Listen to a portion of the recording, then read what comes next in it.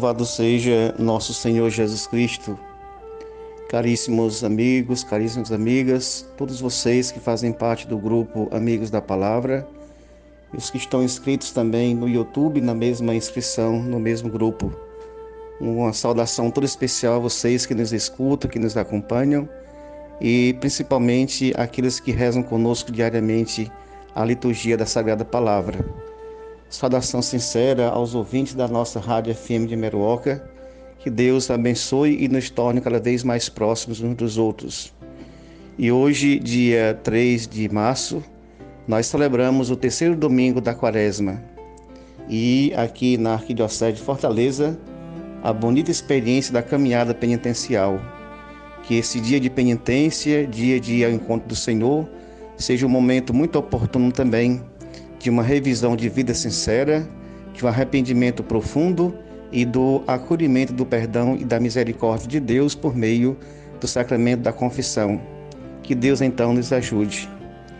E a liturgia da palavra desse terceiro domingo da Quaresma é a primeira leitura tirada do livro do Êxodo, no capítulo 20, versículo de 1 a 17. E o salmo de meditação que será meditado será o Salmo 18. A segunda leitura que nós vamos meditar então nesse domingo será a leitura da primeira carta de São Paulo aos Coríntios, no capítulo 1, versículo de 22 a 25. E o evangelho é o de São João, no capítulo 2, versículo de 13 a 25. Estava próxima a Páscoa dos judeus e Jesus subiu a Jerusalém. No templo encontrou os vendilhões de bois, ovelhas e pombas e os cambistas que estavam aí sentados. Fez então um chicote de cordas e expulsou todos do templo, junto com as ovelhas e os bois. Espalhou as moedas e derrubou as mesas dos cambistas e disse aos que vendiam pombas: Tirai isso daqui, não façais da casa do meu pai uma casa de comércio. Seus discípulos lembraram-se mais tarde que a Escritura diz: O zelo por tua casa me consumirá. Então os judeus perguntaram a Jesus: Que sinal nos mostras para agir assim? Ele respondeu: Destruí esse templo e em 3 dias eu o levantarei. Os judeus disseram: 46 anos foram precisos para a construção deste santuário e tu o levantarás em 3 dias? Mas Jesus estava falando do tempo do seu corpo.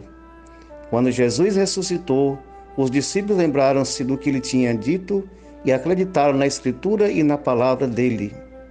Jesus estava em Jerusalém durante a festa da Páscoa. Vendo os sinais que realizava, muitos creram no seu nome.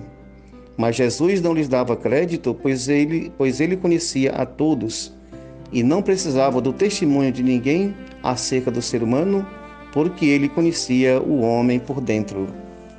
Palavra da salvação.